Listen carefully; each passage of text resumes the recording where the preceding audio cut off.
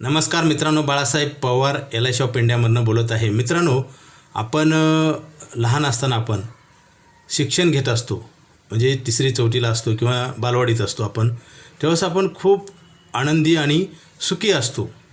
फक्त अभ्यास करावा लागतो. परंतु मित्रांनो, आपलं उत्पन्न नसतं तरी आपण मानसिक तणाव नसतो, खुश असतो, आनंदी असतो. जे मिळेल त्या आईवडील जे आपल्याला पुरवतात त्याच्यात आपण खूप समाधानी असतो.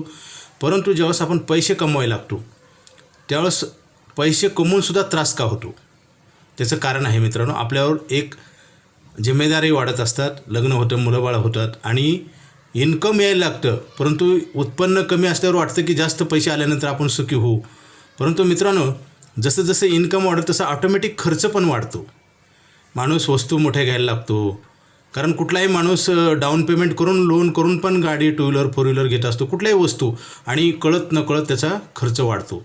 म्हणजे उत्पन्न नसताना आपण सुखी समाधानी होतो, परंतु आपले पैसे कमवायला लागल्यावर असं काय झालं? त्याचं कारण आहे की आपल्या जिम्मेदारी, जबाबदाऱ्या आणि आपल्या जी इच्छा आहेत, आपल्या गरजा आहेत, आपल्या वाढतात आणि वाढवल्या जातात मित्रांनो. आणि त्याच्यामुळंच आपल्याला पुन्हा पैसे कमवून त्रास होतो.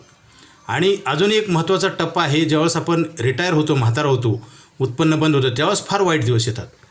कारण पैसे कमवत असताना कसे तर दिवस चालतात, आपल्याला थोडंफार पैशाची अडचण येते, आपण लोन वगैरे घेतो, आपण चालवत असतो. परंतु ज्यावेळेस आपलं इन्कम स्टॉप होतं त्यावेळेस खरी आर्थिक अडचण चालू होते. त्याच्यानंतर आपल्याला आपण काही पण करू शकत नाही.